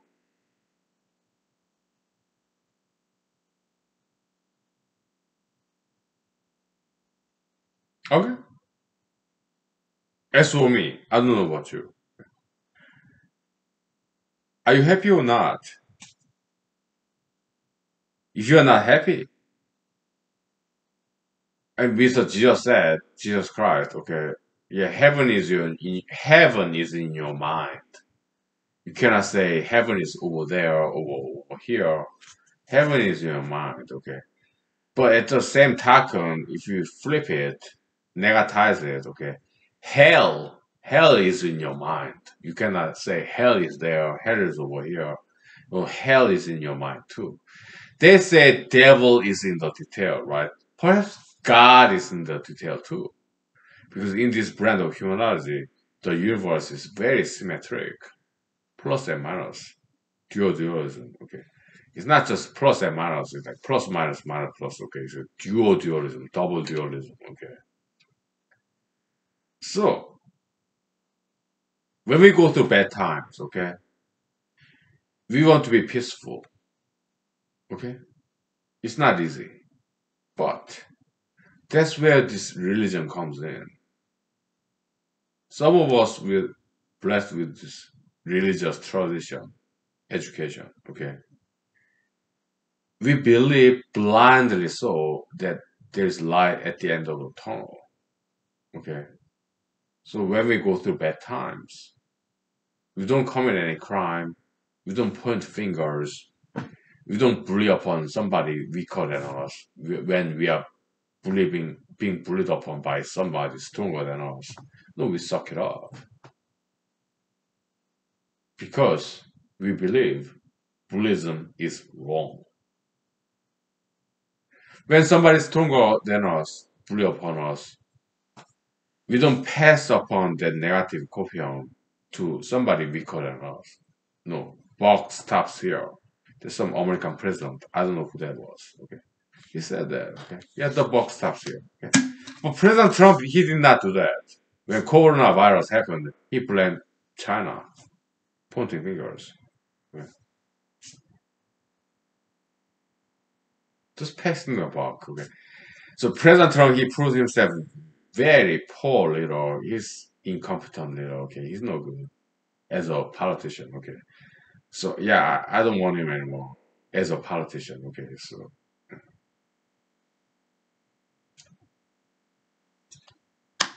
he's just some flimsy entertainer, class clown. That's it. Okay, so he doesn't have the leadership material. Okay, so yeah, but he's a good entertainer. Okay, that's why I voted for him back in 2016. Whatever. Okay, okay. So we are done with life needs. Okay. Uh, so we will have to talk about my dream and method acting. Okay, so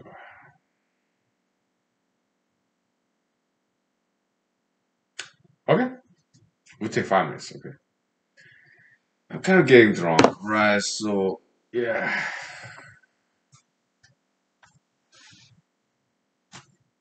So how to be happy? How can you be happy? Exercise and diet. Okay, when this Mr. Rock Hudson got heart attack, these liberalists they'll blame, oh, he was smoker, he was drinker, blame everything that went wrong with his heart attack, Mr. Rock Hudson. Yeah, blame everything to cigarette, alcohol, because he was drinker and smoker, okay? I object, right? What I blame? Well, I guess he did consume a lot of sugar and fat that clogged the artery, heart attack, okay? And also lack of exercise. He was too busy. Yeah, overworking, workaholism, right? I think that was his problem. Okay. Yeah. He did not know how to relax, rest. He did not know how to exercise. He did not know how to diet. Okay, that's wild blame for his heart attack. Okay, and his early death, he got AIDS. Okay, LGBTism. All right, I mean LGBTism is inherently bad ideology. Okay, but even good ideologies have been used for bad purposes to commit crimes, violence, bullying, genocide, even wars.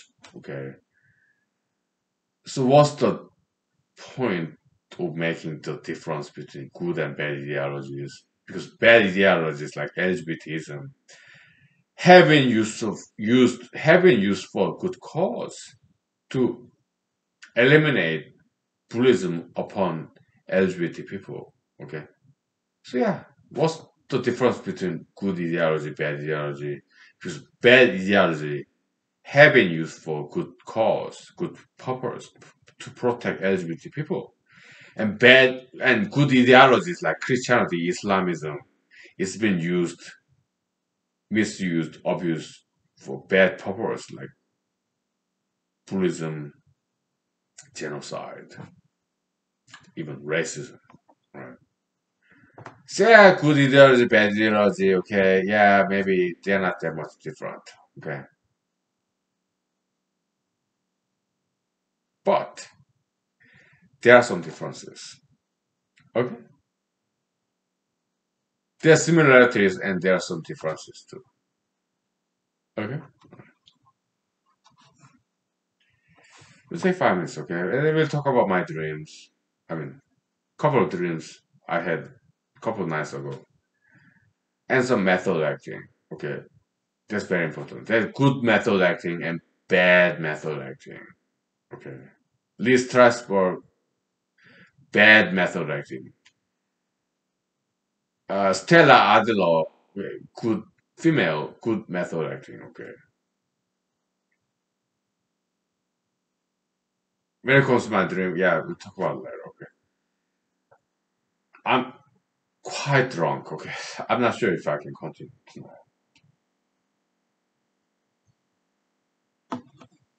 But tomorrow is my day off. Okay. I got my vacation day.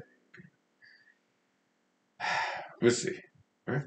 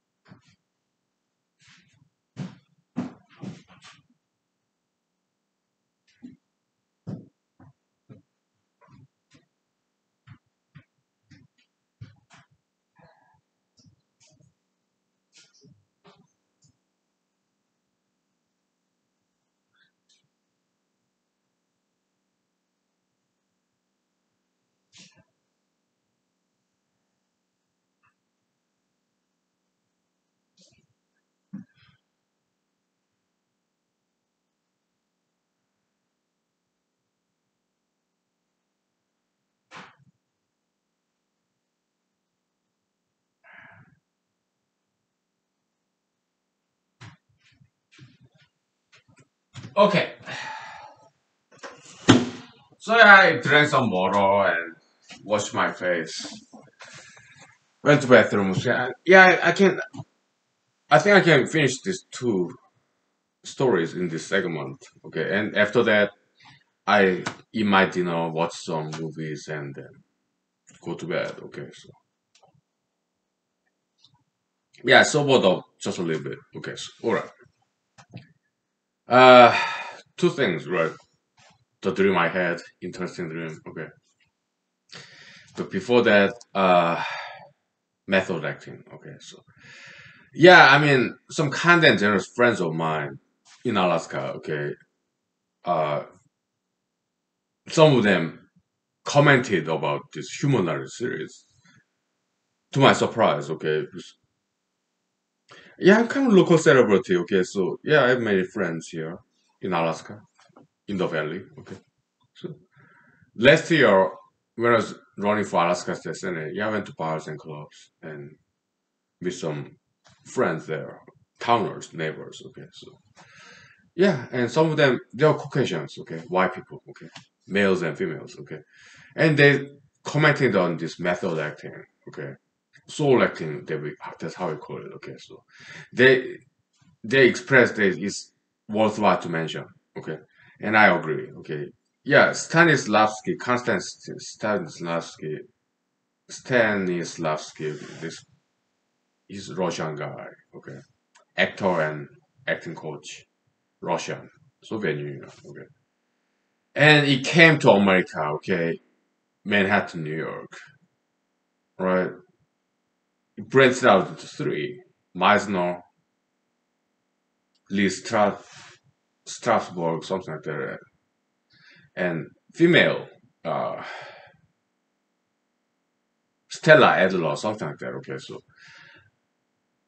Meisner, yeah, I don't. I think he's kind of neutral. Okay, but Lee Strasberg, he's like more like his interpretation of this original method acting by Russian gentleman Stanislavski is that he's more like psychological Sigmund Freudian approach. Okay, you have to remember what happened back in your past to portray this character as an actor. Okay. Yeah, try to remember something bad happened when you portray this tragic hero in acting in a movie or theater play. Okay. And try to remember something good happened when you portray this happy moment of this character. Okay. This Lee Strasberg, something like that. Okay. I don't like that part. Okay, I don't like his approach at all. That's very, in my opinion, that's mentally unhealthy. Okay, because in humanology, acting is a therapy. But Lee Strasberg, his approach will make this actor mentally ill by dredging up this bad past memory. He called it emotional memory. I think it's a very bad way. Okay, I think it will make people sicker than they are. All right. And Stella Adler, I think that's what her name is. She deviated from that approach. At least Strasbourg, whatever, okay, whatever his name is.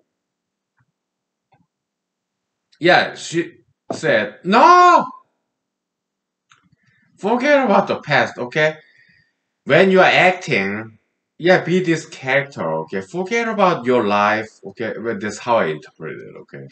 Yeah, just imaginary, okay? Imagined, creative, looking toward the future, not the past. Looking toward the future, okay? Imagine the character, be that character, okay? Brand new. That's how I interpret it. When it comes to Meissner, I don't know. I think it's kind of in the middle, okay? So in humanology, we want acting to be cathartic and also creative and therapeutic.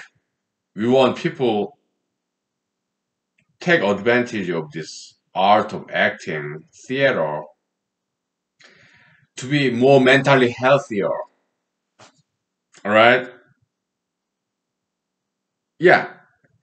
And it makes better sense because acting, we are humans, right? We have our life, we have our past, our future. But when we are acting, this not has nothing to do with anybody else, okay? But there's some good in that Stanislavski method acting, okay? It's hardcore acting, okay? Intense acting. In humanized version of that, it's not Lee Strasberg or Stella Adler or Meissner. It's our own thing, the force version, okay, of Konstantin Stanislavski, Russian Soviet Union guy, okay. Our own version is this, okay.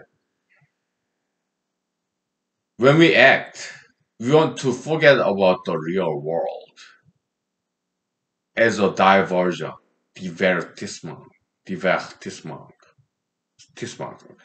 diversion, to get away from this mundane daily life, toil and moil, labor, people, politics, the world that we cannot change, right? Transmogrify to another imaginary world and let's be the character. Let's get away from ourselves. Let's get away, escape. Like kind of roller coaster, escapist entertainment. Let's imagine a world that is ideal, not the same as real. Let's forget about the real world. Our past, future, forget about it. Okay, this real world, let's forget it. Our past, our present, what we are dealing with, daily basis, or our future, forget about it. Forget the real world. Let's escape to an imaginary world and let's be the character and let's be creative about it. How's that? Huh? Let's be creative. Let's be outrageous, but not never violent, even in a movie when we are acting. Let's be still confined ourselves into this moralistic, ethical boundary. we still want to care about people. We still want to abide by the law, good if it's a good law, okay? But let's be a writer as opposed to actor of this screenplays that somebody else wrote about. Nah, let's write our own screenplay and let's act in it. Let's be positive, moralistic, ethical, following by the rules, but still, we can envision a better future. Perhaps that our imaginary ideal can come down to earth, like Jesus Christ said. Yeah, heaven and earth, let's let them merge. Kingdom of heaven, let the kingdom of heaven to come to down to earth. Salvation, right? Yeah, that's humanological method acting. Okay, right. Now, when it comes to my dream, okay, yeah, it was okay. I was in a building, a fancy high skyscraper, right? And I looked down outside the window of this high skyscraper building, big downtown metropolitan big city. Okay, I was there in my dream a couple of nights ago. I was looking down. Okay, there's some school and playground, and there's this small tornado, light brown, this sandy, in school high playground. Okay, okay, well, this kind of whirlwind, small tornado, right? No big deal. Then I kept on watching. And there's another whirlwind. It was like more darker brown whirlwind. It was taller, okay, okay. Okay, so another tornado nightmare, okay. Then another tornado, okay. When I have a tornado nightmare, there are multiple, like dozens of tornadoes coming at me, okay. And they're the big tornado, okay. It's kind of like middle brown tornado, okay, coming at me. And there's some small, more darker black tornado, okay. And this kind of medium brown tornado at my building coming at me, okay, and it broke the windows, okay, and all this wind, okay, so there were people there other than myself, and they were going downstairs to exit this tall, high skyscraper building, okay, and there's this beautiful African American lady in English, hey, come, let's go down, let's get out of this building, because she was my colleague, I guess, in this dream, okay, colleague of mine, okay, friend, right? And I was like, oh no, well, the thing is, this wind blowing, okay, I have my backpack, and my backpack is back there because wind blowing, and in my backpack, I have my driver's license and my wallet, my money, credit cards, debit cards, okay, and it's over there, okay, let me grab it, okay, and this African American lady in my dream, okay, she was very beautiful and young, okay, my colleague, my friend, okay, and she said, no, no, no, no, no. You have to save your life, okay, come. I was like, oh, okay. So we went downstairs, okay, just staircase, right? And in the middle of this building, I snuck out. Okay, why? Because my plan was I want to go back upstairs and grab my wallet, my backpack. Windswept backpack in the corner of that story, that floor, upper floor, okay. So I snuck out, okay. Okay, so then we went downstairs, okay. I snuck out, okay, so it was big building, okay, in my dream, okay. Big building, high and wide, big building. So I walked around them, okay. They went downstairs, so I went to bathroom, right? Because I had to discharge my liquid, okay. So and in the bathroom, I met an Asian gentleman who's like 5, 10 years older than me. Okay. Okay, so yeah, whatever. And then he started accusing me of something, okay? I was like, what are you talking about? He started to accuse me, okay, of something, okay? He was Asian gentleman, maybe 5, 10 years older than me, okay? So there's another Asian gentleman, right? So by then we went outside the bathroom, okay? It was in the corridor, hallway of this upscale building, high class building, okay? Beautiful interior, but kind of minimalistic, okay? There's another Asian gentleman, okay? And he saw this Asian guy, 5, 10 years older than me, okay? And the other Asian guy, I'm Asian too, okay? So three Asian guys, okay?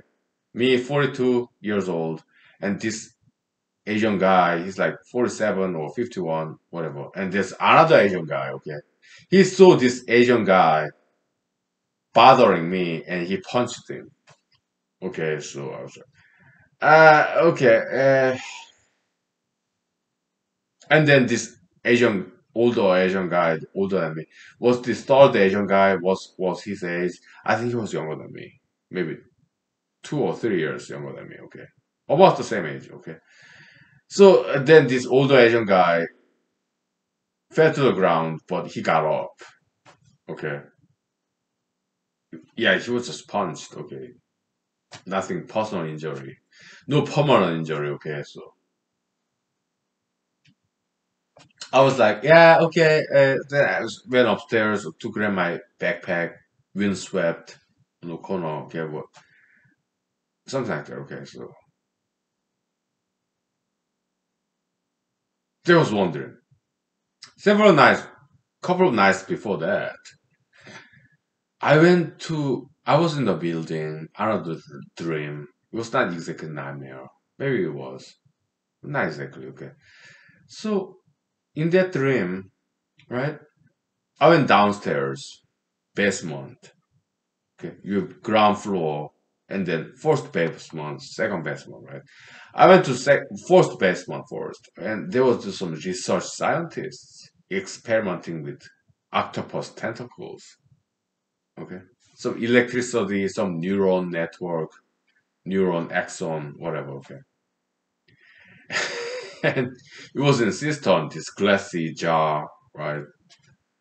Yeah, to have this octopus, live octopus.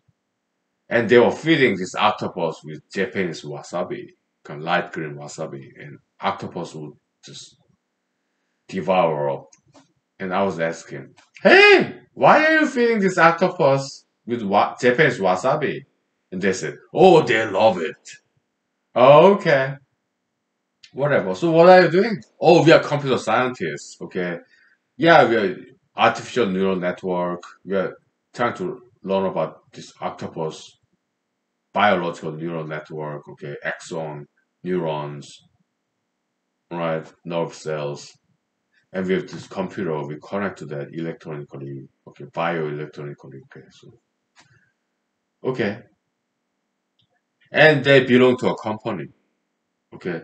They were not quite making money yet, but research and development, okay, so, this big corporation, I think the background of this corporation is this dream, like a movie, okay, it was in America, I think. So yeah, they're doing that. Okay, so I went downstairs, second basement floor, and I saw this cistern, this aquarium, glassy jar, fresh, clear water. Okay, and then there were this beautiful Japanese fugu fish and clams. Okay, all colorful. Some of them are kind of rotten, fungus, whatever. But still, it looked very colorful. Then I went upstairs. Okay, in this dream, I had a girlfriend, okay, in this dream, okay. So somehow my girlfriend, okay, in this dream, was a drone helicopter pilot. Okay, so yeah, I hopped in. Okay, she was the pilot of this drone helicopter. Okay, I was the passenger side, and she would fly this drone helicopter amongst the buildings in this metropolitan big city between the buildings. Okay, and I would watch these buildings and apartment complexes very high, kind of like in South Korea. Okay, and I look down and there's this ocean.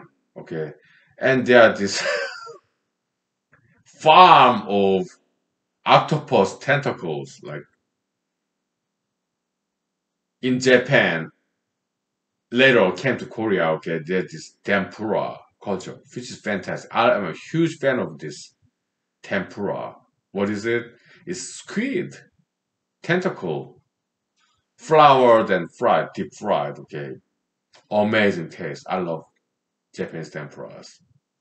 Some of them Koreanized. Okay, let's start from Japan. Tempura, squid tentacle, deep fried with flour. Okay, with coating. Okay, it came to Korea. Okay, I was a huge fan when I was a teenager. Okay, so it was that farm of tentacles of this octopus tentacles. Okay. Yeah, I kind of feel sorry for those octopuses. Okay. Interesting dreams, right? That was that. Okay. All right. Yeah. Happy Tuesday. All right. God bless you. Thank you for spending your time with me. All right. You're not like my parents. Okay. Metaphysical parents. Okay. Thank you. God bless you for generations to come. Okay. If you want to be famous, before I do. Okay. All this knowledge I share with you is all yours. If you become famous, you don't owe me any money. You don't even have to sign my name. No. If you write a paper, just acknowledge that you are inspired by somebody else. You don't have to mention my name. Right? Because that's exactly what I do too in my papers. Because I owe too many people. There are too many people who told me good things. Thousands. I cannot write down all their names, but in the very first page of this, every single paper I write these days, I acknowledge, admit, and appreciate and thank all the people who ever taught me good lessons, their wisdoms, right? Because I don't remember all their names, but I acknowledge it. Okay? So when you write a paper, if you become famous, at least acknowledge us. I'm just one of them. In your life, you have learned from many other people. I'm just one of them. Okay? Acknowledge it. You don't have to mention our names. Okay? Right. Thank you. Good night. Have a nice day. God bless you. God bless you for generations to come. Thank you.